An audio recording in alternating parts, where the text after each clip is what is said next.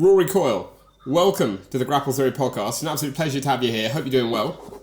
Yeah, I'm doing all right. Yeah, thanks for having me. Good. No, thanks for coming on. I've been wanting to get you on for a while because you're on such a run at the minute. I was going to ask, we'll get straight into it.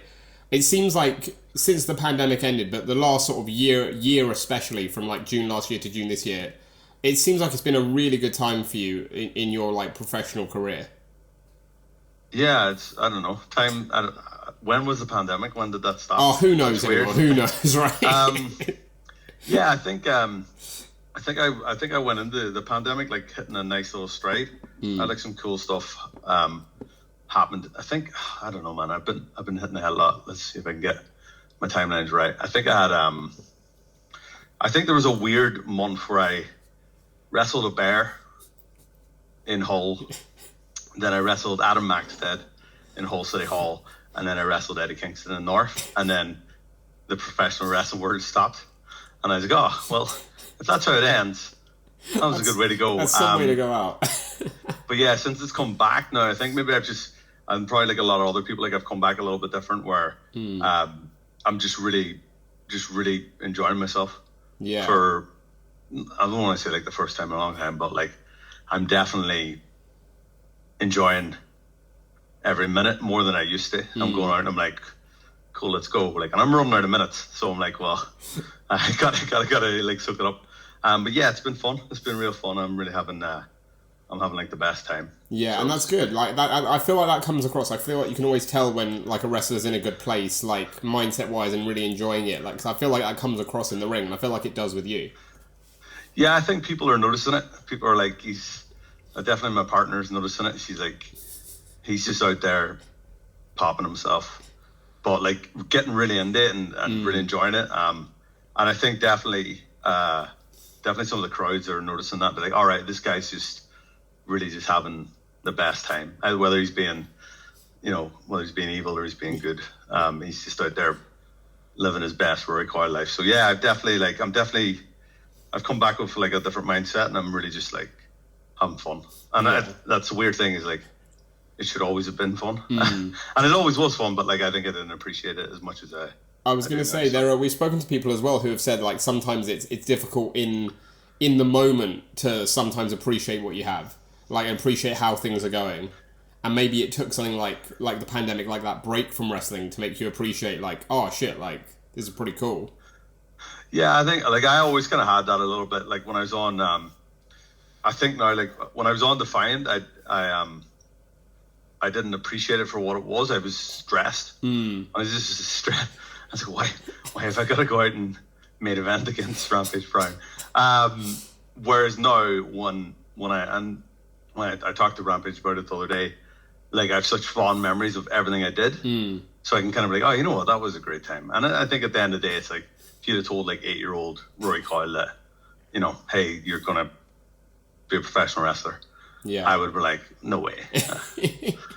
So yeah, it's definitely, it's good. There's definitely a lot more people like that now as well. Or just it's great to see it that. Those first couple of shows back were amazing because it was I hadn't seen people in ages, and it was just I think I saw the first time I saw Nathan Cruz was it's the happiest I'd ever seen him, and he's oh, what are you doing here? And I was oh, I'm on the show, and he's oh. Yeah, it was great to finally see people, and you kind of appreciate the time with people more. You appreciate the fans more as well, the fact that people are putting their hand in their pocket and parting with money to come see you do something. It's yeah, it's pretty special. Whereas I think before we were just oh, but it's always going to be around. It's everything. It's oh, it was always going to be here. So yeah, no, for sure. And you mentioned the fans, they're parting with their money, and that brings us nicely on to a huge reason why you're here on the podcast at this specific time, because that leads us on to North's biggest show ever. At the Walker Dome, July 15th. It's going to be that's huge. I saw that announcement when it first came out. I was that's mega, because we were talking obviously just before recording, and North have had such a good year or so, year and a half since wrestling came back. We were saying, basically every show sold out. That's, I can't think of another promotion that's done that since pandemic returned. Where 99% of shows are sold out. That's mad. Yeah, it's been great. It's I think. Yeah, so we're doing the big show. I think we probably felt that we needed to do it a while ago, it's just the timing's really bad. Like I think every time that we heard whispers of there's going to be a big show, it always fell like exactly the same date as someone else. I think originally the big show was going to be like the same date as Money in the Bank. And we just had this series of like unfortunate events. And then I think Andrew and like the rest of the North production crew were just like, look, we're just going to do it, and we're just going to do it on this date, and that's it. And but we've been on a great run. And I think as well, like we've kind of got, it's a weird one because I think being in the Northeast is a little bit hard. Everyone always says this. It's like such a stereotype of like no one remembers the North. But it's true though, isn't it? Like we had like Shreddy and Liam both on the show saying the exact same thing, because like Newcastle is just like ages away from everywhere else major that does wrestling. It's like the wasteland. But I think it's getting people to be confident enough that they know that if they come to our show, they're going to get like a hell of a night's entertainment. And it's real nice now that I've noticed, even when I'm working the merch table and stuff, we've got people there that have never been to a live wrestling show until they've been to an our show, and that's pretty cool. That we've actually got like pockets of people that are like, this has made me fall in love with live wrestling. So yeah, the big show. Yeah, I think it'll be great. Like and the cards already ridiculous. Stacked is a fair word. And we got Scotty Too Hottie, and we got Gangrel, and we got Mercedes, we got Janela. So I think it's like this. We're trying out something because we are an adult promotion, and we run out of a brewery. Before that, we ran out of a nightclub, and I think for this big show, we're kind of going like, right, let's see if we can do something that's a little bit more accommodating, a little bit more approachable to a family audience. That doesn't mean we're going to stop running a brewery. It just means that like Rory Coyle needs to watch his swearing. I was going to say that's got to be tricky, right? Like to go from that to sort of a more family-friendly show. Yeah, I think I did like a couple of shows ago. I did a promo, and I was kind of like, "Look, I'm not meant to swear, but the really good editing team can cut around this." And then I just swore for a couple of minutes. But it's one of those things where I think the main concern is the shreddy chant.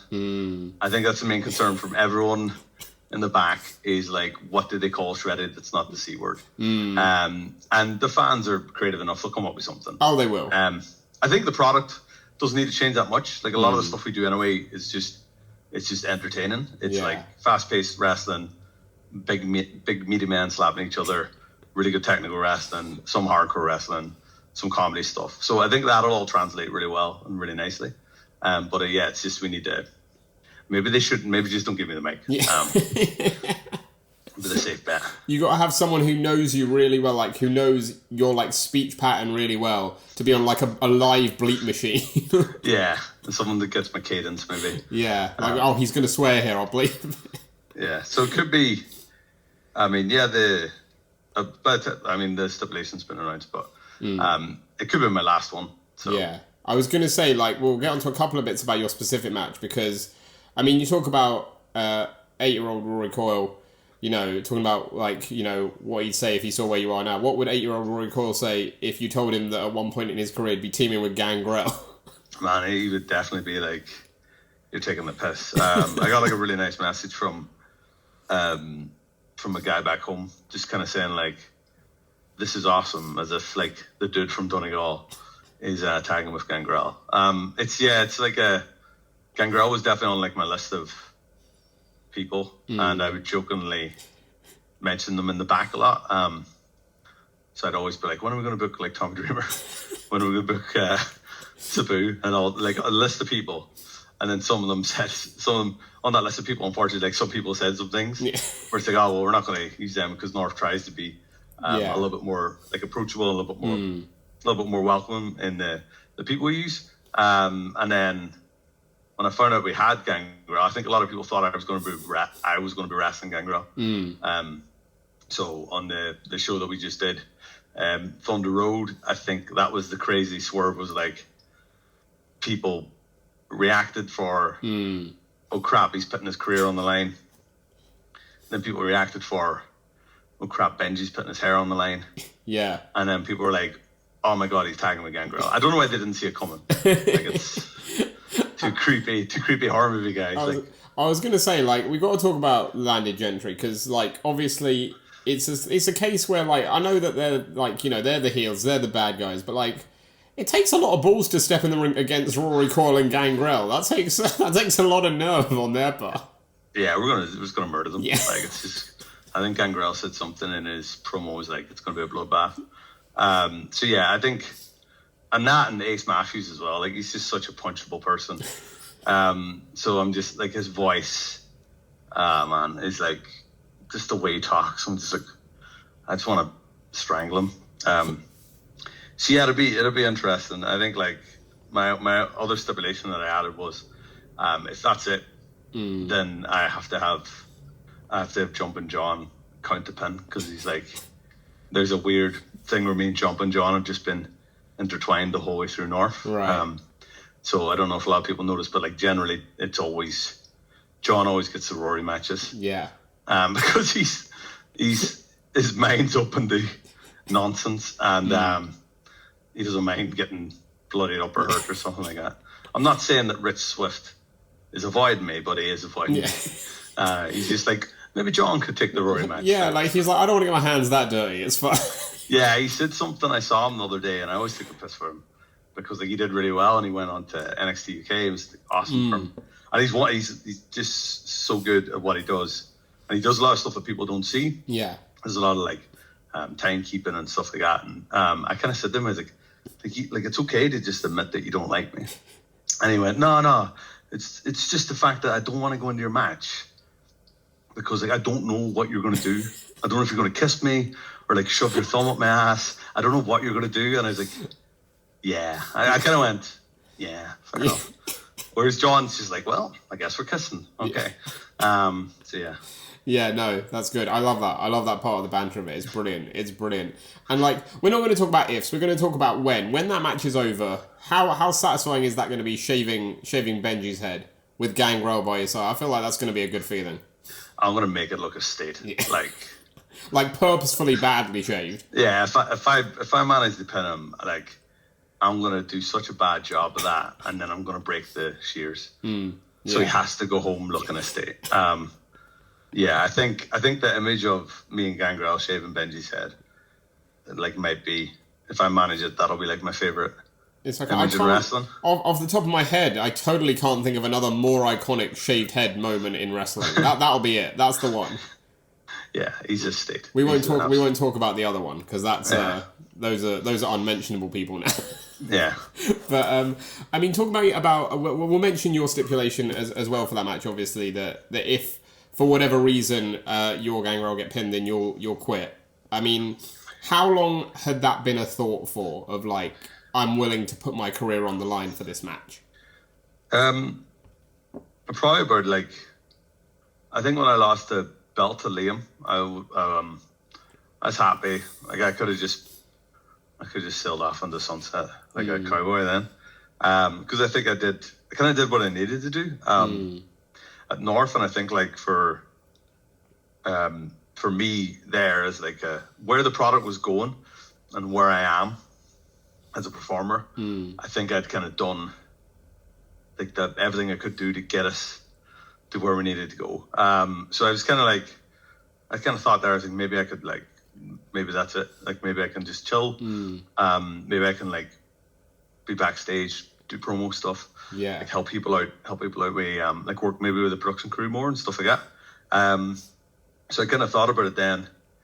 And then I was like, what if we had, like, an Ultra Violence title? I was going to say, that's the opposite of chill. That's like... Yeah, that was like... but again, the idea behind that was, like, I thought I'd done something cool with the belt. And then I was like, right, could I do it again in a way where, like, I shine a light on people that are kind of like the Rory Coyles. So kind of people that don't really fit into, like, that technical match. They don't really fit into, like, they're kind of in this weird, like, no man's land. And I was like, could we do something with that? So then I did that, and then I lost that, and I was like, right, I could be done now. And then obviously landed gentry being pieces of shit got in the way. Because if I had been pinned clean by Clint, well, I was pinned clean by him, but if it was just like straight up match, I didn't take my eye off the ball, I would have been like, yeah, that's cool. And like, I was I wrestled Clint a few times, and I think that was the one where I felt the most like me, like the guy that people think I am. Was probably that guy I was in that match the most. That and the Liam matches are the two matches where I felt like most like myself. So I was kind of like, oh, maybe I can just sail off into the sunset now, like a cowboy. Yeah. But maybe I'll be Terry Funk and I'll retire 15 times. I can see you being that, if I'm honest. I feel like that's a very Rory Coyle thing. I think you'll be out there at like 60. Just still the hardcore. You'll go after the ultraviolet title again at 60. Just like there'll be some kid will have it, some Jet Marshall or someone will have it, and I'll be like, oh my god, how did I beat this maniac? It'll be amazing. It'll be great. Can't wait for that. But again, you mentioned like sort of almost building those people, especially at North, who could be like the next Rory Coyle. And like, I'm not saying in any way that like Clint is anything like you, because Clint's his own guy and he's fantastic, brilliant. But like, I feel like in Clint, he has a lot to offer that you offer North, a lot that like he can do to be that next sort of almost figurehead there at the company.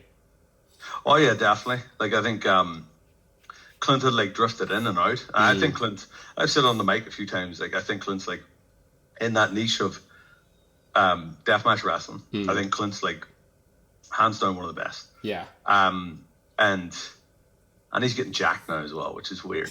Because that's a dangerous combo as well, to be jacked and good at a deathmatch is like... He's definitely like, because we were both backstage and like, I'd noticed he dropped like a lot of weight and he's like, oh, wait a minute, you dropped some weight. And I'm like, yeah, we becoming body guys. And then we laughed for 2 minutes and then like a real body guy walked past and we're like, yeah, we're not. But I think he was like, he'd been in North a few times before, but just like these little bits, these little like fleeting appearances. And there's definitely a portion of that crowd that like that style of stuff. And I think when he was coming in and chasing me for the belt, I think there was a little bit of a concern of, oh no, North's going to now just start doing death matches.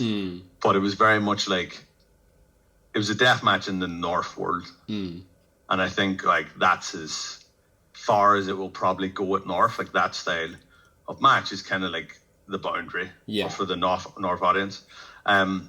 And I think as well, like he just needed a platform for people to see him. The guy's got like a great promo. So I didn't know, like I'd like, because you always just see him just bleeding and looking cool.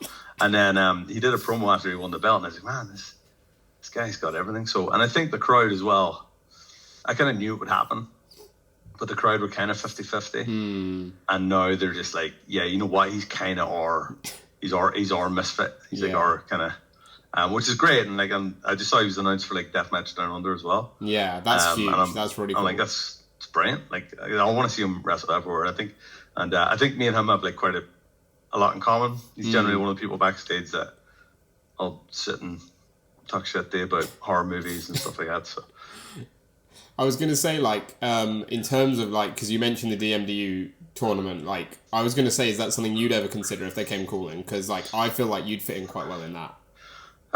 Yeah, it's just a weird thing where like I don't mind doing death matches. Like I quite enjoy them. I was in like the first ever DOA, and I don't know, like I think some people sometimes go like, oh, he doesn't appear in them that often, so maybe he doesn't like doing them. I kind of like doing them when they've got a purpose, when they've got a reason. But there's a couple of places where I kind of look and I'm like, yeah, I wouldn't mind doing something there, like mainly overseas places. Like the likes of like ICW No Holds Barred and stuff like that, and Deathmatch Down Under, and it's kind of like, it's weird. I don't want to cut myself up for no reason. I'm like cut up enough. But like if the thing's right and the story's right and the reason for me going there is right, then yeah, I'm bang up for it. Like I'd love to go back to like places like TNT. Because I really enjoyed my time there. And weirdly, as I was finished, the last couple of times I was there, like that Liverpool crowd were like, oh, you know what? We kind of like this weirdo. So yeah, it's just like, yeah, right time, right place. Yeah. I was going to say, because something that intrigues me is like, because obviously, again, sort of there is a sort of like north-south divide in wrestling, and we've spoken about that a lot with a lot of guests.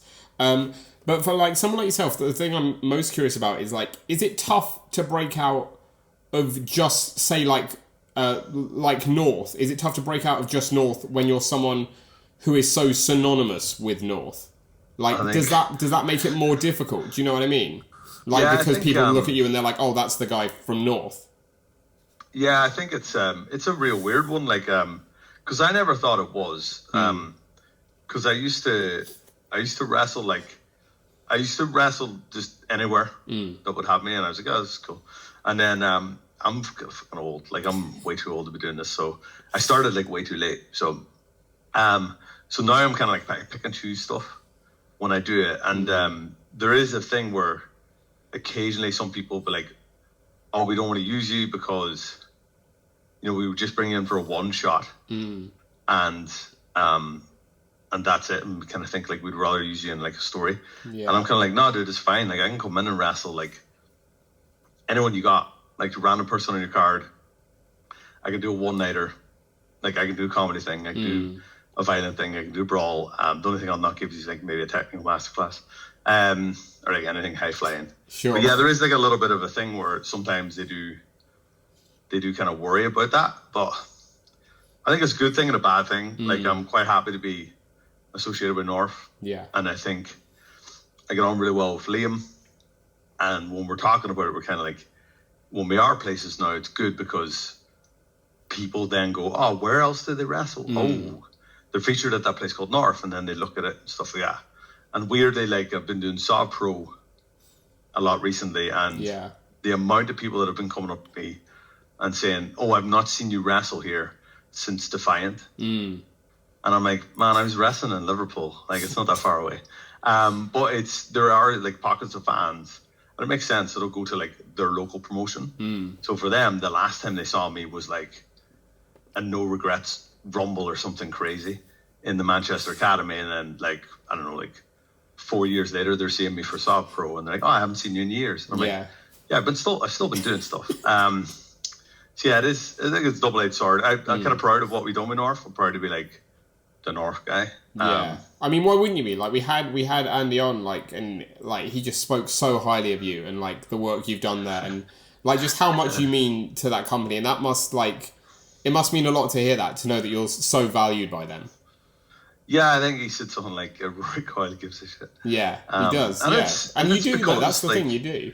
Yeah, he took a punt on me, like really took a punt on me. Like, saw my stuff when I was in the tag team stuff, and was like, I'm going to bring these guys and I'm going to do something. And then even when the tag team kind of stopped, he was like, all right, well, this is going to be the guy. And part of that as well is just the fan base. They were like, he's a weirdo. He's kind of our weirdo. So yeah, it's real nice. And I wouldn't trade it for any other company. Like, I think, even when I'm done at North, I'll probably get as much like sitting backstage and telling after East for going overtime or something like that, or just you know, maybe just helping out, like record backstage promos or something like that, and doing whatever I need to do to kind of, because I get as much, or to just watching it. Like, I was lucky enough to be able to stand and watch Gabe, Kid, and Liam. Yeah, I was like, man, this is sick. And then like on the last show, I was there to watch like the Return of Rampage. I'm like, man, this is pretty cool. So like, I still get like a kick out of those, or to watching where we're going. And then we've got like some great other people coming through as well, which is like just unbelievable. So I'm kind of like watching where they're going and seeing, like, because I think North will become like so much bigger than like I ever could have helped it. Yeah. But to still be around and still hopefully help people. Sure. And kind of like, you know, I kind of know the crowd a little bit. I hope I know them by now. I'm sure you do by now, yeah. Where I kind of know like what might work, what might not work, and I've messed up enough times to be like, let's not do that again. So yeah. It's a real special place to me. Yeah. I was going to say, like, obviously, hopefully not jinxing anything, but like, say if Walker Dome is your last match in North, like, it seems like from what you're saying, like, being like backstage there helping produce the show, like, just still being part of it would just mean a lot to you. Yeah, I think that's probably what I naturally transitioned. Like, I always say, like, I can't tell anyone how to wrestle. Like, I know a handful of wrestling moves at best. But I think like there's other facets of North that I can kind of get involved in and stuff. And I think we've got like a really our production crew there is like unreal. Yeah. We got like Kirsten and Alex, and now we've got like a bigger camera crew. But like, and we've got like Chop and like Carl and everyone else. And now we've got like Fraser, who does like our on-screen interviews and stuff. So I think like just being back there and kind of getting involved there would probably be the next logic. It'll have me the next logical. I might like wind Andrew up. And he might be like, I can't take him anymore. He wants everything to be a segment. He'll want you back in the ring. He'll be like, right, the retirement's over. Get back out there. Yeah, he'd be like, I'm sick of this. Put your bits on. I was going to say, Sicky trying to book Tommy Dreamer. Get back in the ring. I was going to say, with your camera skills and everything, like, I feel like the perfect thing to do would be to make the first ever North wrestling horror film. Yeah, you know what? It was floated at one stage. I think it was when we were in lockdown. I think someone came up with the idea of like, what if we did? And it was right around that trend of like, because obviously everyone had seen, at that stage people had seen the compound match and stuff, but it was kind of like the other ones were coming through. Yeah. Everyone's like, what if we did like a sick boy video? And I was just like, nah, I don't want to be out in the woods. Like, off you lot for that long. No, I know. It doesn't need to be in the woods. You can do it around Anarchy. Just a horror film set around Anarchy with all the North lot. And then people just get like, yeah, like, because I really like the stuff that I saw some of the Crowley Gene stuff. Yeah. When they did oh man, I can't even remember. I was about to say Would You Kindly, but that's a BioShock reference. No, you're cordially invited. You're cordially invited. And I saw some of that, and I was like, yeah, like I quite like wacky wrestling. Yeah. Like I think it's really obvious to people that watch me wrestle. Like I quite like, you know, the concession style brawls and like compound matches and stuff like that. I like it when it subverts expectations. So yeah, we did float an idea a while ago that was Rory Coyle's deleted scenes, which was a series of matches that are themed after movies. Love it. And it was kind of after I had the match with Ali Catch, and I tried to recreate two famous Patrick Swayze scenes. I was kind of like, wait a minute, maybe I could do this. Like, maybe I could do the Karate Kid, and I could cast like Mike Bailey versus Chris Ridgway, and like, and it's got like a themed Karate Kid entrance. Yeah. And then I could do like something else, and I kind of started looking, and I was like, oh, maybe there's something there. So yeah, we're still like, Andrew will probably tell me off for mentioning it now publicly, but because it means people might be like, oh, you got to do it. I feel like now you do have to do it. I feel like now, like, there's plenty of people you can bring in. Like, you mentioned Ali Catch as well. Like, it's like a UK version of Jen Ellis Spring Break, but every year it's just Rory Coyle's deleted scenes, and we just recreate weird movies. Yeah, or like, what was the other one? The other one I love was I can't remember what it's called. You know, the Impact. They did like the Wrestle House thing. Yeah, like that sort of thing. Like, but with a Rory Coyle twist would just be like insanely cool. Yeah, so I think like I kind of like silly buggers. Like I think that's why I enjoyed Wrestleverse so much. Yeah. Like I like it if it's all packaged together and the whole thing's a weird concept and you go in expecting it. And that's why I was really interested in Gene's thing when he did it, because I was like, all right, okay, this is what I want. Like, yeah.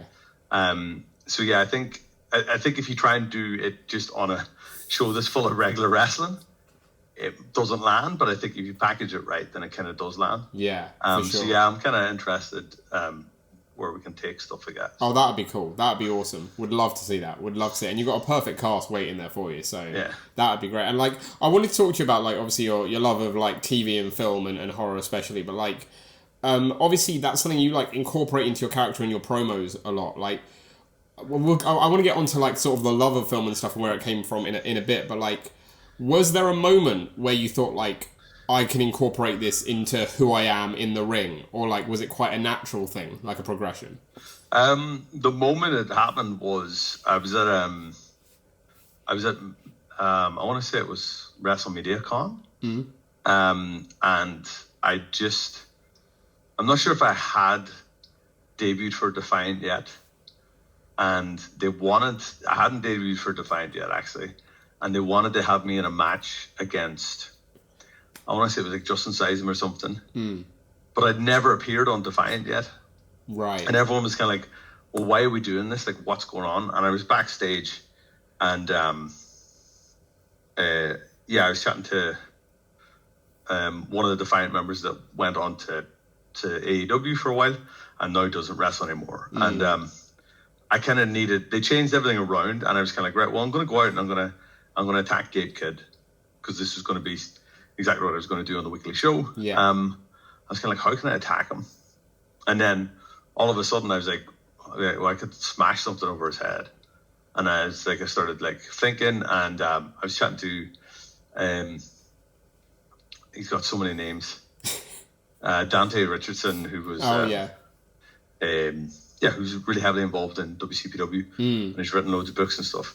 I was chatting to him, and I was like, yeah, I want to use a weapon shot, and I want to do this, but I want it to be like totally different. And he was like, oh, you should do like a Memphis weapon shot, where it's like loaded. And I was like, oh, that's cool. And I remember like just like stumbled around the locker room, and I still had tapes like that. I started using the tapes at that stage as like calling cards of where I was going. I'd write Defiant on it. I'd take a picture in the venue, and I was like, what if I just loaded a tape? Like, could I smash a tape over someone's head? And I hit it that night for the first time, and it was talc, and it still looked good. I felt terrible because afterwards, like, poor Mark Haskins had to go out in the ring and do like a full, like, I think it was like a 4-way match or something like that, and like the whole ring was full of talc. And I was like, oh, fuck it. I was like, oh, man, Mark Haskins going to be really angry with me. And he came back, and I was like, I'm really sorry. And he's like, no, man, it was cool. He's like, it was like wrestling in Memphis. So I think that was like the night it happened. And then I was like, right, there's a way to make this look different. And I started using the red powder and stuff like that. And then from there, it just naturally kind of spiraled, where I was like, how weird would it look if I had a video camera in the ring? Yeah. And I had that footage. And it looks real weird. Like, it looks horrible because it's so close. Yeah. It's not glossy, and sometimes you're only seeing feet. I was going to say, it gives you like those sort of like old school like horror movie vibes as well. Yeah, it's got real like there's a real old movie that like proper maybe kind of set up about how horror was. It was called Peep and Tom, and it's got that voyeuristic like feel to it. So I started using that more Defiant, and I was like, oh, this is pretty cool. And then it just kind of spiraled from there, and then a lot of the stuff was like, well, like, what would I really, if I was a horror movie villain, like, what would I do? Yeah. I was like, oh, I'd put a plastic bag over someone's head.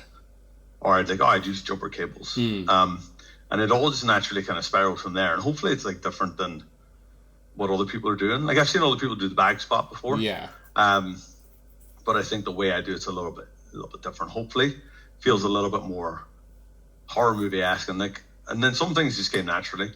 Like, occasionally I'll get hit by something, and I'll stand up behind someone, but I'll purposely do like the Michael Myers stand, and then I say, oh, that's weird. That feels like a shot from Halloween.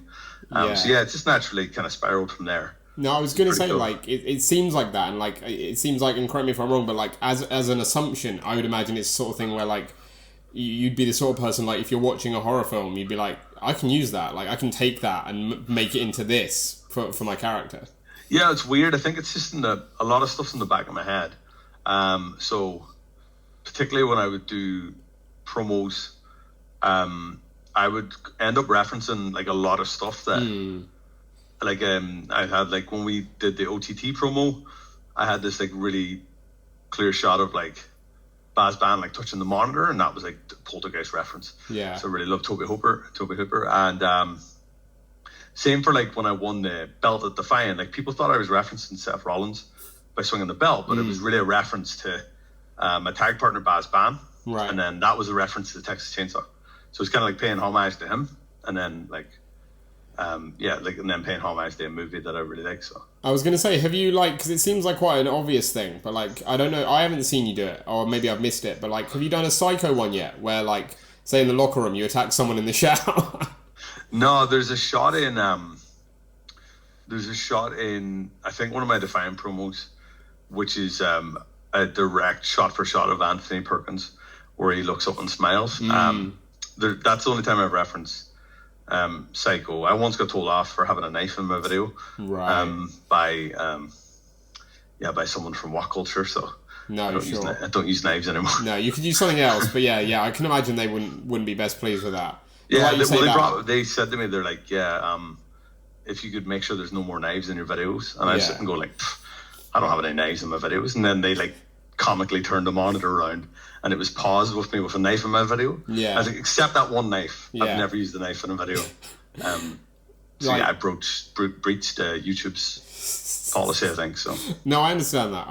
But I get that as well about the Perkins thing, because like I always find that the scariest part, the thing that freaks me out about Psycho the most, is not like the shower scene, and it's not the bit where like he turns his mum around, like, or she turns his mum around, it's just the skeleton. It's the bit at the very end where like he's in his own head and just staring at the camera, and that is freaky as shit. Yeah, there's some really, I watched like, there's a really good documentary recently called Queer for Fear, which is about like the history of like queer cinema but in horror.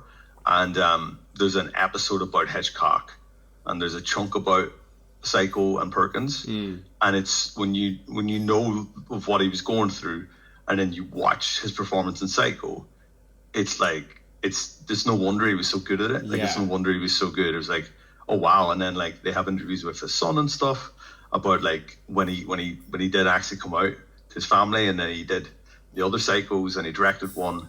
It's like really interesting. But I watched it then, like kind of like new information. I'm like, oh man, this guy's like, he's playing a killer, but he's also, maybe it can be read as someone who's struggling with their own sexuality and hiding it from people as well. And it's like, I was like, wow, this is like, because the first time you watch it, you're like, oh yeah, it's just a horror movie. Yeah. But once you know more, you go deeper and stuff. Like, but that's like what I like about like your work as well, right? Because like you see those influences that you have in your stuff, and I think that's really cool. Like that's really like, oh shit, like he's got this from here, and like that's what's influencing it, and that just gives it that extra degree of depth.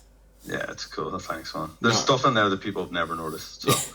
I'm sure there's stuff that I haven't noticed as well, like, if I'm honest. But, like, that's because I'm not, like, the biggest horror fan myself. Like, I like a few of the classics. But generally, like, my mental health is not up to the standard where I can cope with horror films. I'm, like... Yeah. I generally watch, like, shit comedy because, like, I'm just like, you need that. It's like that's my escape. I'm like, I can't deal with real things. That's far too... Yeah, it's a real good switch off. Like, I think there is, like, a thing where, like, I found, like... horror and escapism is like real good, and I think for me it's like I will watch like something that I can switch my brain off completely, like a Seinfeld, it's just like a palate cleanser, or I'll just put on like, weirdly I've been watching like a lot of X-Files recently. Just go back and watch X-Files. I'm like, this is sick. Nice. But yeah, there's a weird thing where there's another documentary about like horror and mental health. It's like super interesting about the fact that people use horror as like, it actually helps their mental health, but then for some people, it's the opposite. The thing about mental health, it's like it has the complete opposite effect because not everyone's the same. Well, that's the thing. I watch like comedy stuff because I'm be like, okay, I know this isn't real. For some reason, there's like ridiculous horror films, like stuff that you like. Again, just as much as like a shit comedy, you're like, this plausibly wouldn't happen, but like because of like the coloring and the music and stuff, I'm like, oh, that could happen. Yeah, like, oh crap, that like really could shit. happen. Yeah, I think it's the music that does it. I think if I watched a horror film without the music, I'd be perfectly like, okay, this is like kind of funny, but like it's the music that gets it, I think. But like that's the genius of horror, I think, as well. Like that's why it does so well. But, I had a weird thing where I watched the Tyneside Cinema in Newcastle. Like this beautiful, like old school, like one of the last like proper independent cinemas. Love that. And they do a Halloween all-nighter. And they showed, I think in one night I saw a Train to Busan, and then Driller Killer, and then Nightmare on Elm Street, which when you're watching it at like 3:30 in the morning, trying not to fall asleep, is terrifying. And then there was a Dario Argento film, and then it finished with It Follows, which is this weird movie about literally just getting followed. Yeah. And then I walked home through the streets of Newcastle at like, I want to say like 6 or 7 in the morning through Big Market, which is like, it's a place. And I was just shitting myself. I was like, I just gotta get home. Like I was just like running through the streets because there was just drunk people like stumbling behind me. That's not what you need after that. That's not what you need. Nah. But I mean, no one needs to walk through Big Market. No. At 6 in the morning either. So.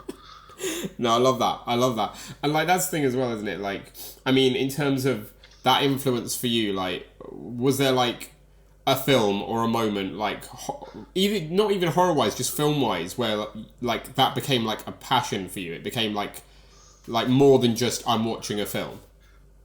I think it's just always been in my life. Like my granddad was a projectionist, right?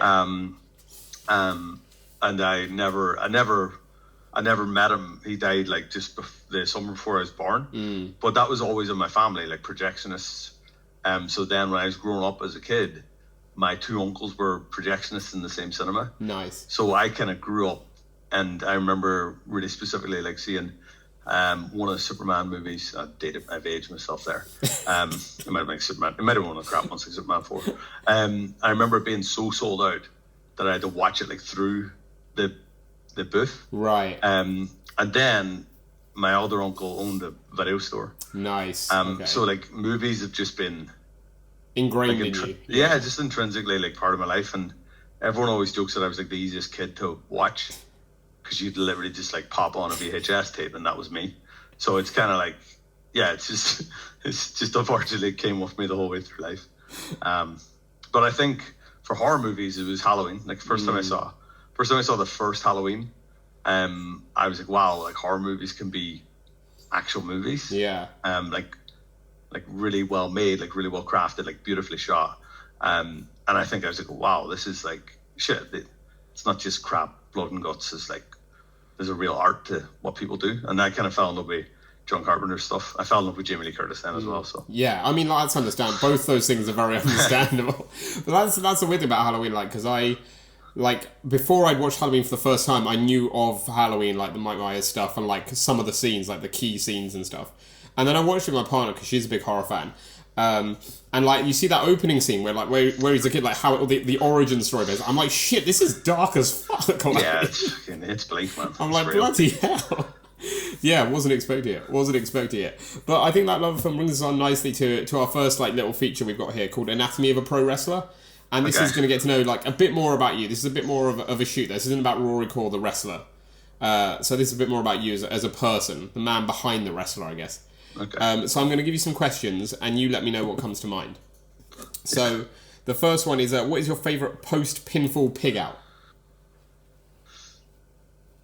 Yeah, it's 2J's Pizza. I've heard amazing things about 2J's. It's got to be 2J's Pizza, yeah. Is it? Would you go topping-wise? What do they offer?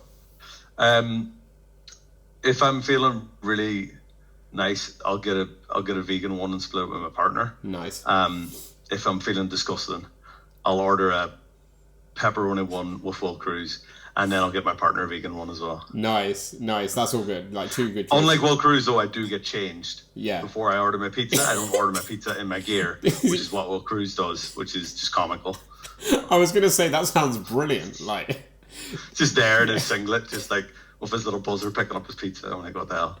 I love that. Yeah, definitely 2J's because it's just, it's so good. And the guys that run it are just like the nicest. I was going to say, I'm thinking this is on record now, so no one steal this idea. I'm thinking of starting a grapple scran account talking about like the food at wrestling shows because like I feel like at the minute, even though I'm not based in the north, I'm based in London, but I feel like I know that like 2J's and the Wrestle Island sausage rolls are like the stuff of legend. Like, yeah. And I'm like, how do I know this information? There's definitely, like, I was down at Rev Pro a few weeks ago with Rampage when he wrestled Lance Archer. And we were like, the last time we were in Sheffield, we went to the Unit Sheffield. And we're like, let's go to Unit Sheffield. And then when we were in Hull at the weekend, I had to break the news to Rampage after a long 20-man rumble that Dope Dough in Hull was closed, and we couldn't get our order in, and I legit thought he was going to murder me. I was like, I'm really sorry to tell you this, Rampers, but we can't get pizza. And he's like, yeah, you're fucking with me. And I'm like, no, we can't, mate. And he's like, what the fuck? I was like, oh, whoa. You can see the moment his heart breaks. Like, yeah, it's like there's something. Yeah. Oh man, no, I get it. That's great. Like, I love it when wrestling has good food. Like, it just always makes it better. The next one is it's along a similar line food wise. It's the classic like, what would your death row last meal be? I'm gonna say tacos. Nice. Probably Californian tacos. Nice. Proper taco truck ones that you get out there. Yeah, either like street food tacos or I went to California last year and I just lived on tacos for about 2 weeks. I can see why. Like some of them, it's like $1, isn't it? Like $1.20 for like one, and so you get like. Oh yeah, I went on Taco Tuesday and it was like It was just dangerous. Yeah, oh mate, like yeah, it's tell me it's the cheapness versus how good it is like it's a recipe for disaster for your stomach, like in terms of how many you have. I think definitely tacos though. No, it's a good shout. It's a good shout. The next one is the song that gets you the most hyped. Wow, I don't know. I don't know. I've got like a playlist, but I've stopped using it as much now because I just get in my own head. I just sit in the corner. I don't know. What gets me hyped? There is a edit of the Leon versus Liam Slater promo package, right, with Limp Bizkit. Oh, My Way on it. I think I ain't any wrestling fan. Like, I don't know. It's weird. I think maybe,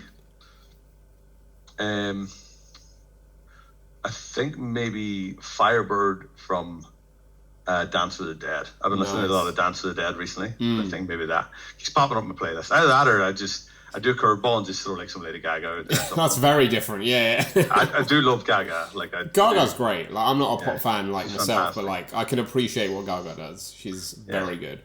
There's an interesting one for someone with such a love of movies because it's the movie that I'd show the locker room, and I always say like it doesn't necessarily have to be like your favorite movie, but like the one movie you think everyone should see at some point. Shit. I'm sure there's a lot. Yeah, there's a lot. Like I think, because I did this recently, like 3. So I started doing like a movie podcast, and I did like 3 movies to get to know you. I don't know, because I think I'm imagining now that the locker rooms are so young that they probably not watched a lot of the movies I watched. I'd say Predator. Nice. Just because it's a strong life lesson. Yeah. About what happens if you go as a group of commandos for a simple setup. One day operation, you follow the trail of the chopper, run them down, grab the houses, and bounce back over the border for anybody who knows you're there. I've watched Predator way too much, so I think maybe Predator. That's a good Predator show. Or something with Keanu. Yeah, Keanu's great. It's like I feel like he's like rated high and yet he's still underrated. Like I think he's so good. He's the best. Yeah, he's brilliant. He is brilliant. The next one, I'm afraid, it sort of will age you a little bit because it's a bit of a Shit, man. It will. It's a bit of a throwback because it's your first job. First job. I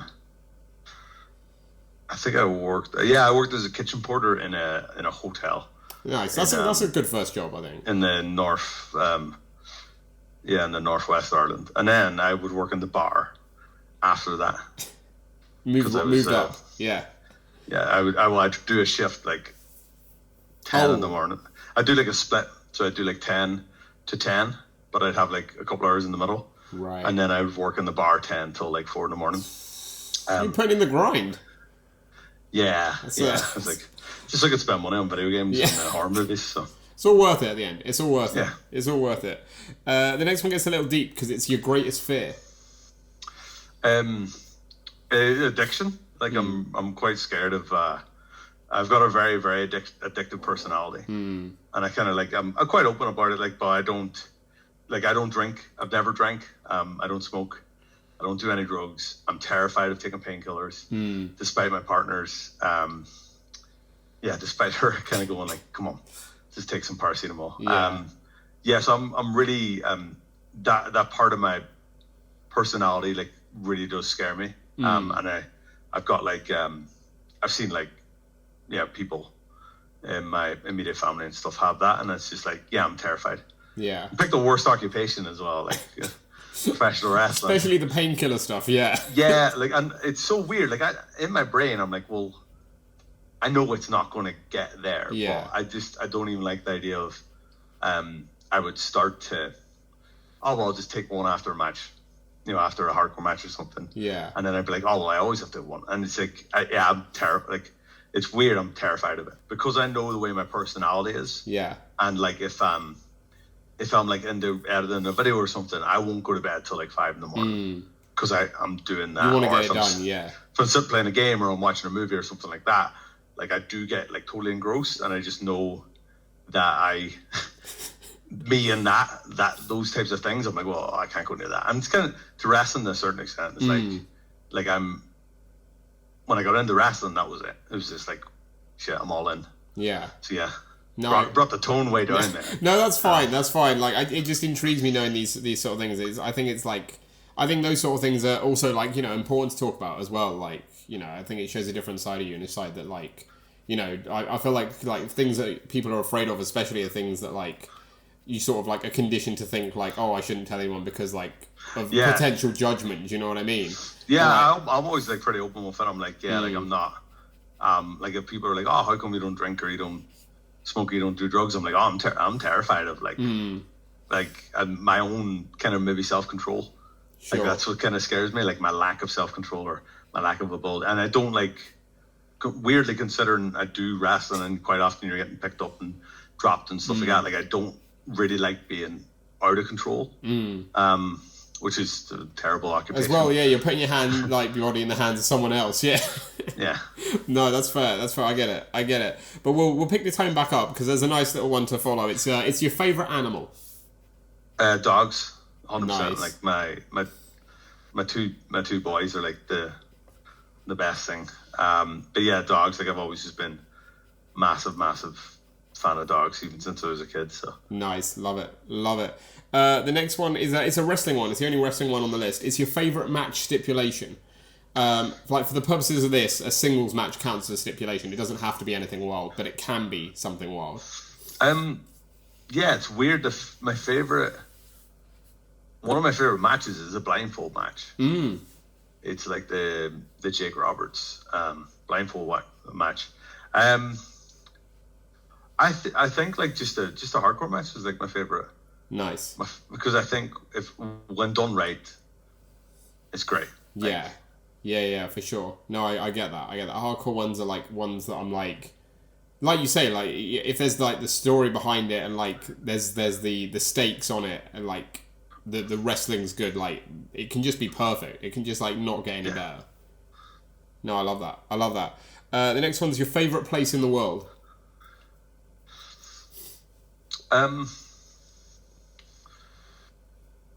Yeah, there's I don't know. Where's my favourite place in the world? Well, you can say anything. Like, Scotty Rourke said it was his bed. So, like, it can be, like, as big or small as you want. Like, I was tempted to say my bed. No, I got, like, it's either just my sofa with my dogs and my partner, or there's like a lock where I'm from back home. Where we, like, in the summer, we'll probably go in a couple of weeks.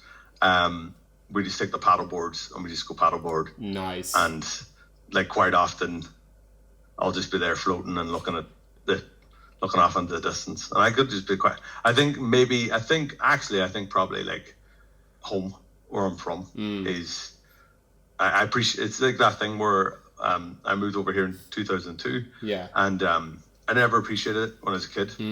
The fact that I live 3 minutes from a beach, and, like, it's beautiful and it's scenic and it's quiet.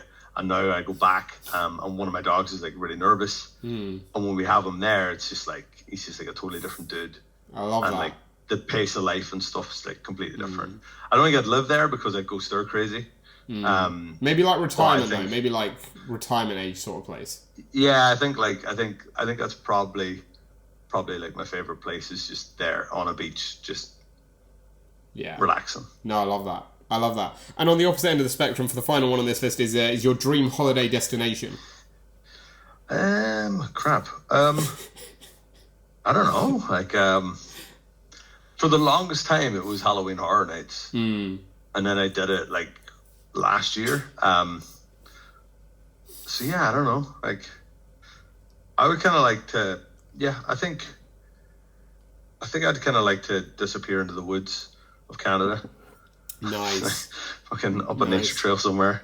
Not after a horror film, though. Keep the horror films away. Yeah, no, just somewhere nice and quiet. I keep threatening that we're going to, like, move to the middle of nowhere away from humanity. Because that would be me. I think there, or, like, the one place I'd love to, like, wrestle that would be, like, a holiday destination as well would be Japan. Oh yeah, we get that a lot. Everyone's like, yeah, we don't like. I want to go to Japan, but we don't want it to be the holiday. You want to be doing the work as well. Yeah, I just want to because there's a different appreciation for wrestling, but also the type of wrestling that I really like. Yeah, is treated like quite differently over there, which is cool. And then also it's just got loads of really good scran as well. Oh, mate, Japanese food is like my favourite food in the world. Spend my days just watching like YouTube videos of people eating Japanese food. Literally, like basically half of what me and my partner watch is like YouTubers who like live out in Japan and like just do like the vlogging stuff and like show where they eat and stuff. I'm like, oh fucking hell, that is amazing. There's a lot of that in our house as well. No, I respect that. I respect that because it is just very intoxicating. You can get very easily hooked on that. Yeah. No, I get it. Well, that's the end of that feature. We've got one more feature coming up, but first I want to ask you, we had obviously Liam Slater on the show, and he spoke so highly of like you and that feud you guys had, and like that was our, I think, yeah, it was our end of year last year, our like feud of the year we had it as, because I just thought like what you guys built there was so phenomenal. I thought it elevated the whole promotion rather than just the two of you as well. I thought like the whole promotion benefited from this incredible rivalry you were having, and like I just wanted to get your side of it and like your thoughts on it, because it just seemed like you guys were so in sync throughout all of that. Like you had the same clue on like what you wanted to do and how you wanted it to go and what you wanted it to be and what you wanted it to mean as well, most importantly. Yeah, I think Liam's like just unbelievable. I got weirdly my first ever wrestling session. The one that class is my first ever one. Like Liam took it with Rampage. So Liam's kind of been intertwined with me the whole time. And then at NGW and then at North. And I think, it was weird where a lot of stuff, I kind of started thinking about wrestling a little bit different when I started like getting to know Liam a lot more. Where I was kind of like, well, why are we doing this formula? Yeah. And I was kind of like, well, what if I did a little bit with the Clint match where I was like, what if I just spear this guy through a door?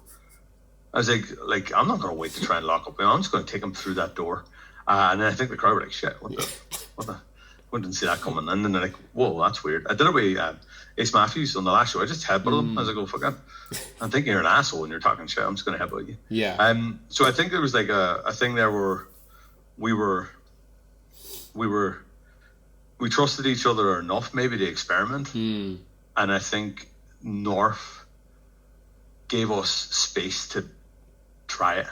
And it was kind of like, at one stage I was like, this is not working. And I think Liam was kind of the same. We were like, this is not working.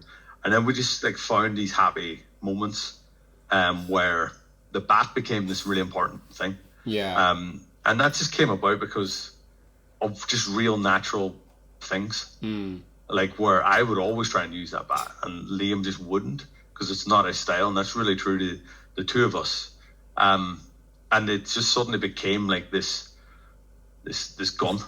This will they won't they kind of this Chekhov's gun that was just there the whole time, and then there was loads of like I just think he's great. Like I think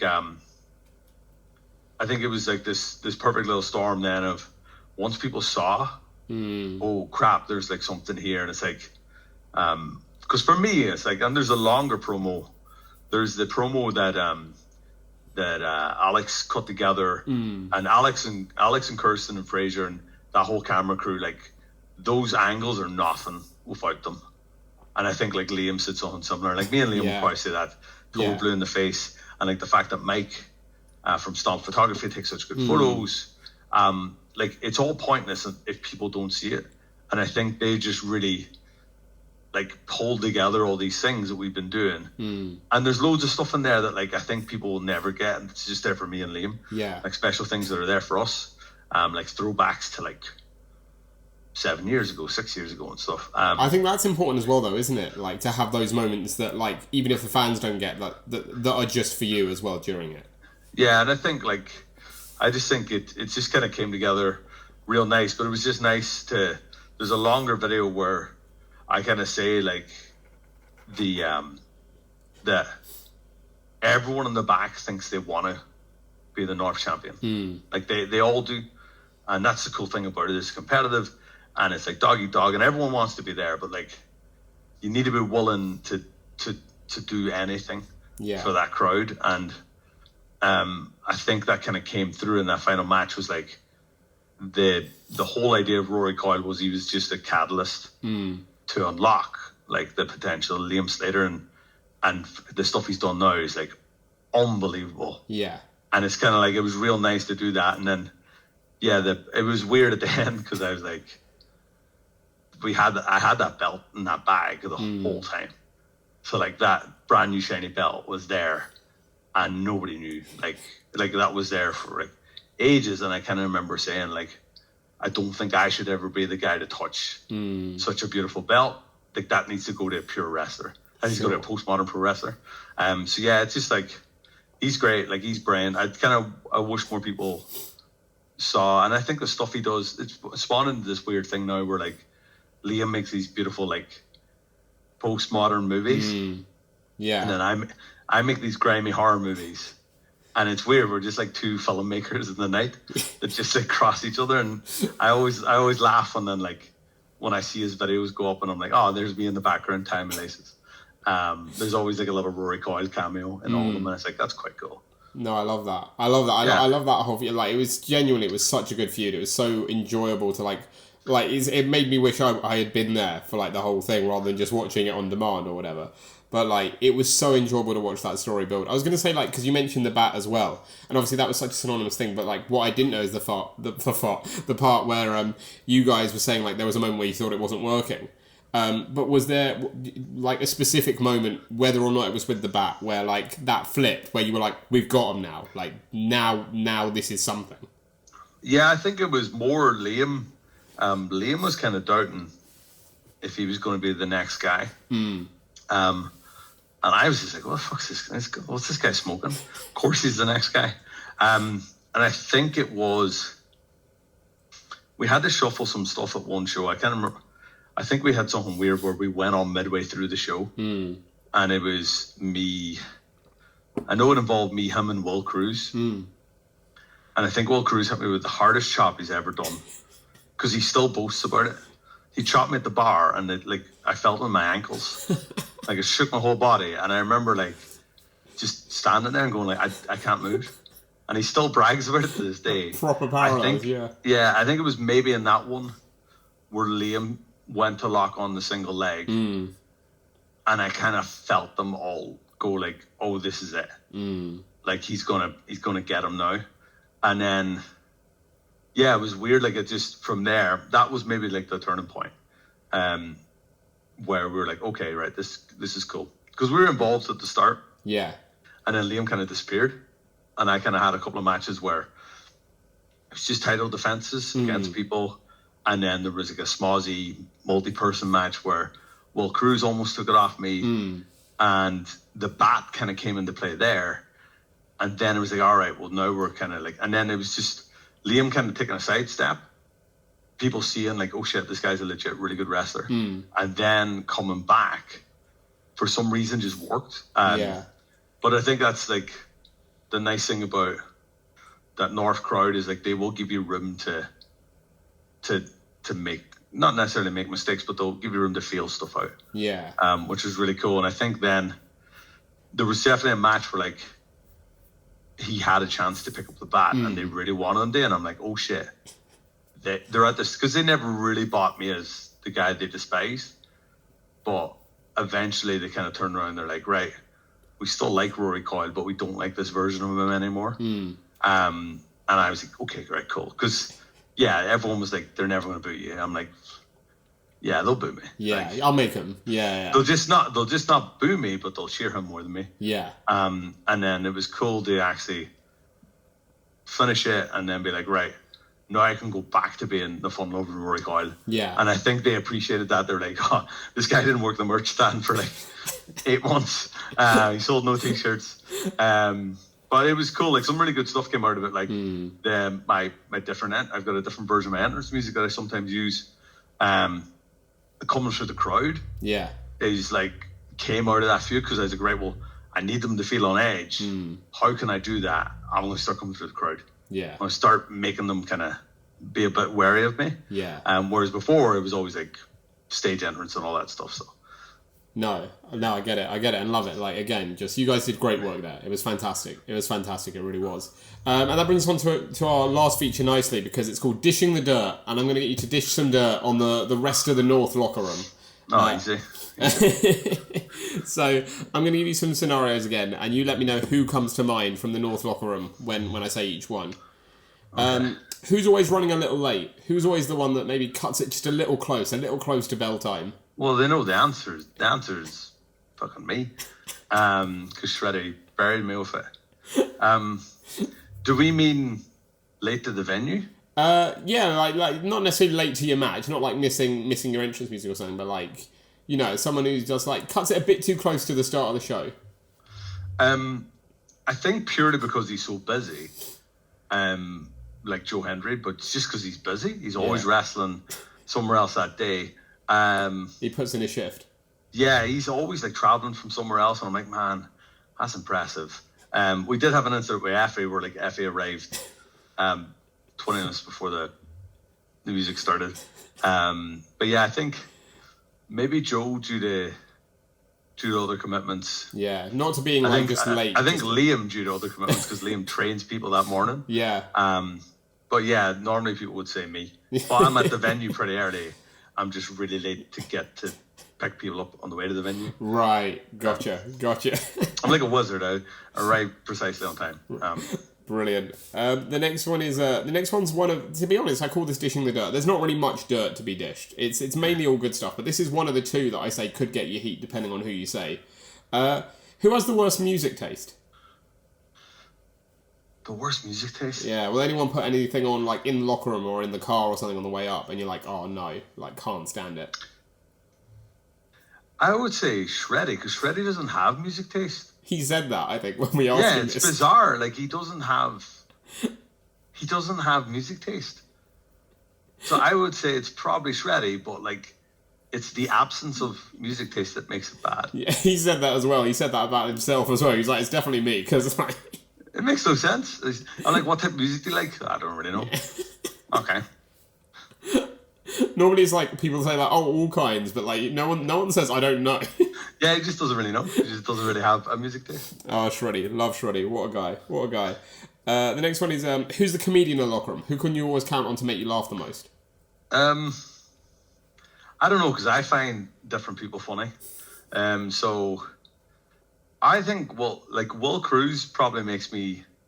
I don't know. Me and Liam are shitsters. Like. We spent probably about a year now in pre-show meetings going, this is the dance, just to make each other laugh. Liam does crack me up quite a bit, but he's very, like, he's mischievous. I think Will Cruz...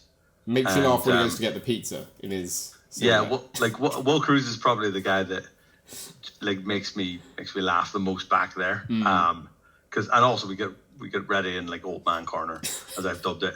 And now he's back, maybe like Rampage. We've got a very similar sense of humour. Yeah. So. No, I love that. The next one is, does anyone bring like really good food? Who brings like the best food? Like whether it's like pre-match like meal or like snacks and stuff. Does anyone just bring really good food? Well, so weirdly, North is like catered by Coop Chicken, which is like the best. It's like the best thing ever. I try and think, Rich Swift is... Yeah, referee Rich Swift's pretty good. Yeah? He's got like some sneaky little bars with him and stuff. Nice. He always brings bars for the car. Right. Last time I was in the car, he didn't know I was coming, so I didn't get one. But, I mean, I couldn't... But if he knows you're coming, he'll bring you one. Yeah, and Amir Jordan is quite generous. He's a generous little dude. Little dude sounds very patronizing. I think my partner, Kirsten, probably, because she normally is ordering donuts of some variety and bringing donuts. He brought donuts for everyone last time. So nice. Yeah. No, shout out there. That's brilliant. Yeah. That's nice. Love that. The next one is, again, it's the only other one that I say could get you heat depending on who you say. Although I have a feeling I know who you might say. But, like, who has the worst dress sense? We're talking shoot now. We're talking outside the ring. This isn't ring gear. This is in real life. Will Cruz, man. Will Cruz is an absolute... what the hell is he doing, man? So now he's got a mullet. Yeah. because he thought that was a good idea. He's a sliders and socks kind of guy. Oof. I got sent a picture of him at Download where he looked like he was auditioning for a Limp Bizkit cover band. He's wearing like a bucket hat. He was wearing like a big football jersey. He's an unusual gentleman. I love him to bits. But, and like, I'm not saying this like I'm some kind of like fashionista, but like, I'm just like, Wally K, why are you dressed like that? What are you doing? What are you doing? I think Rampers has started calling him Billy Ray Cyrus now, because of the mullet and stuff. Willie Ray Cyrus. Yeah, Willie Ray Cyrus. Yeah. Love it. The next one is it's on the nicer end of the spectrum. So this is like a hypothetical world where one size fits all, and you've forgotten your ring gear for the show. Whose ring gear would you borrow? Like, who you can pick anyone's; it'll all fit, no matter who you pick. Whose do you look at and you're like, I could pull that off? I don't know, man. Because I wrestle in really weird gear. I have legit had to wear Screwface's gear before because I was an idiot and I did forget some gear. I have awkwardly worn Rampage's boots at Wrestleverse, but that was his fault. How is it his fault that you're wearing because his boots? he forgot laces. So then I had to give him my laces. Right. And I was like, but what am I going to do for boots? He's like, just wear mine. And then I went out, and it turns out these boots were they were owned by Drew McDonald, who trained Rampage. Yeah. And I then went out and did the whole thing with a bear. And I came in the back, and like I remember Nathan Cruz just going, I can't believe he did all that in Drew McDonald's boots. And I was like, I felt so bad. I was like, yeah, I can't believe I did that either. In terms of gear, though, stuff that looks sick. I quite like Bonesaw's stuff. Nice, yeah. The Kings of the North, like his stuff was great. Like, I think like I really like that. And weirdly, I ordered something similar, but it's just not arrived yet. So I think Bonesaw's look great. I really like the look of Lance Archer's stuff. Some of Gene's stuff, I think, is pretty cool as well. But I think not the Bonesaw's nipple probably tape though. You wouldn't go the nipple tape. No, I think it's it's a safety requirement and it's practical. Yeah. And it's fashionable as well. You wouldn't go for the singlet though, not the Will Cruz or like the Gia Adams or something. Nah. There's too much chubby Rory on show that way.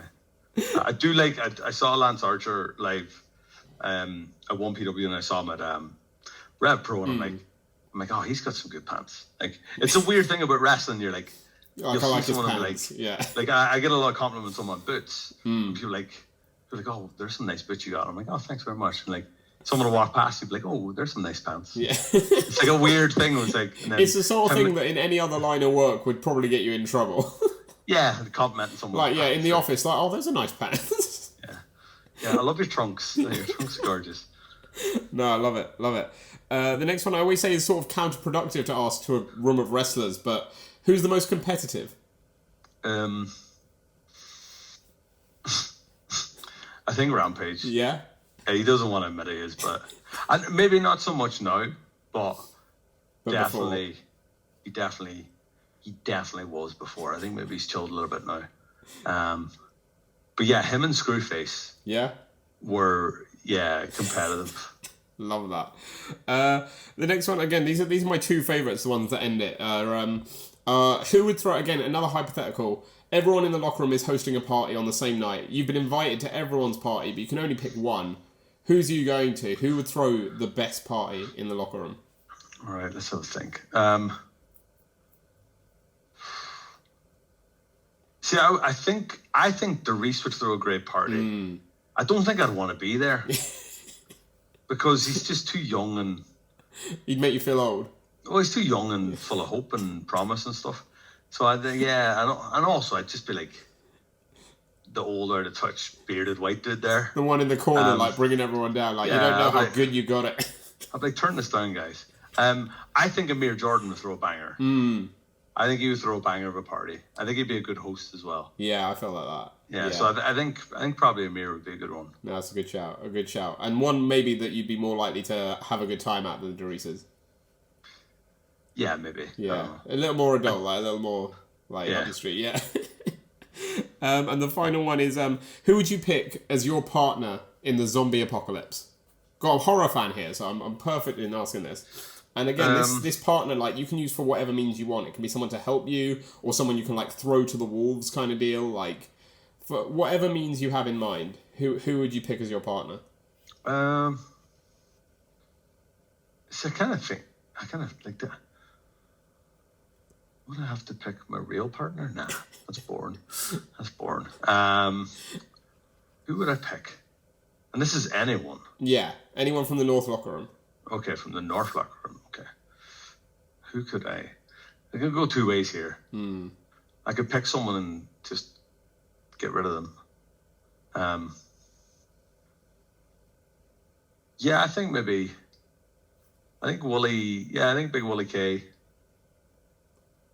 Or Rampers. Nice. Rampers if I wanted to survive. Yeah. Wooly K if I wanted to throw him the zombies. Because he's a big lad. Yeah, yeah. Well, that's the thing, isn't it? You need someone who will, like, slow him down, but, like, wouldn't overpower all of them too quickly so you could get away. Yeah. I think that's the trick, isn't it? I don't know. Clint would be good with a shiv. Oh, shit, man. There's a lot of choice. See, because you could say Shreddy as well if you wanted to get rid of him, like, for the muscle. Like... Yeah. And also he'd probably scream really loud, which would pop me. I think Clint, because he'd be good with weapons. Me and Clint, zombie apocalypse. Podcast by summer, taking on the zombies. Got light tubes flying everywhere, knocking their heads off. It'll be... Yeah, I think that would be a winner. Me and Clint. Yeah, it's a good choice. Brilliant. Well, that brings us nicely to the end of that feature, nearly to the end of the chat. We've only got a couple more questions for you. The first is a relatively new tradition we've started here on the show, and it's where our last guest leaves a question for our next guest. Oh, shit. And this is a little out of order because I recorded one yesterday with, I can't say who, because then you'll know who asked the question. You're not allowed to ask who asked the question. That's part of it, for whatever reason I chose. But so technically, this is going to be out of order for anyone watching it in terms of the question asking. But I'll ask it to you anyway. So the question you've been asked, and it's not a wrestling-based one. Actually, it sort of is. It's a half wrestling-based one. And it sort of goes well with what we've been talking about recently, the last sort of few minutes. So, you, Rory Coyle, are hosting the ultimate BritRest dinner party. Who are your 4 guests? Oh, shit. Right. Okay. And if you want, the added caveat to this question the person added was that, like, this can be come dine with me style if you want. It can be, like, taking it in turns to host. Right. Jack Jester. Nice. Because I know if anyone follows his Instagram, he's always eating lovely food. Like, he's always eating lovely food. And also, I think he'd be a great host. I think he'd put on a good spread. Yeah. So how many do I need? You need 3 more. So yourself, Jack, and then 3 more to make up 5. Okay, so myself, Jack Jester. Oh man, this is tough. Every Come Down With Me, remember, every Come Down With Me has one where the person just definitely can't cook and is terrible and, like... Shreddy. Yeah. I think Shreddy... Well, I know what I get with Shreddy. Chicken and rice. Yeah, I was going to say, you'd have the proper, like, protein-heavy dinner. Proper bodybuilding dinner. Yeah, I think maybe Big Shreddy for that one. I think maybe... Yeah, maybe I want to go with someone like a... Maybe I want to go Visage. I think Visage would put on a good, like, bit of entertainment and stuff. I was going to say, I think Visage would bring out the entertainment real well. I think they'd have a good time. And also, I just want to know what happens if I get Visage and Jester hammered in the same location. Yeah. And they start, like, I don't know, like having a pole dancing competition or something bizarre. And then one more. Let's see. I kind of want someone now that would just make really good food. Like someone that I knew could put on a good bit of scran. Yeah. I mean, you know better than I do. Because I know we can't cook. I would say Liam Slater. Just to see him panic. He regularly says he can't cook. But also, I'd like to... I think he'd probably do something a little bit like arty. In his presentation. Yeah. Or it could be like the whole Mrs. Doubtfire scenario, right? Where he orders it in but plates it really pretty, so you're like... Yeah, he might do that. He might make someone else do it for him. You could get the whole PPW the whole PPW crew to make it for him. Yeah. Just pass it through. Offer like 3 sessions or something. Like, cook me But this. he's regularly slagged off his own cooking. But I do know that he loves donuts, so at least we'd have a good dessert. Yeah, I was going to say, at least dessert would be good then. You got that nailed, at least. That's good. Yeah. I think that's a lovely answer and a lovely way to end it. Rory, thank you so much for taking the time to be on the Grapple Theory podcast. I hope you've enjoyed it. Yeah, it's been great, man. It's been loads of fun. Good. Well, we always end with giving our guest one final bit of promo time. So both for yourself and for North, coming up at the Walkerdome on July 15th. As this is coming out a week removed from that, if someone is crazy enough to not already have their tickets yet, I mean, why haven't you? But also, what would you say to them to encourage them to come and see what could potentially be Rory Coyle's last match at North, and just to come to the show as well, because it's such a big moment for the promotion? Yeah, I think like, rather than, apart from getting the opportunity to possibly see my last match ever, I think North are doing something real special. So, like, we are probably, I mean, everyone in wrestling is this, but we are probably one of the strongest, like, variety shows. So we've got everything that you need. We've got kind of comedy. We've got, like, pure violence. We've got proper wrestling. We've got big characters. And we got great production. So, yeah, if anyone needs a ticket for it, northwrestling.co.uk. And then, obviously, we got, like, this is the first time that we're having so many, like, bigger stars from overseas on the show.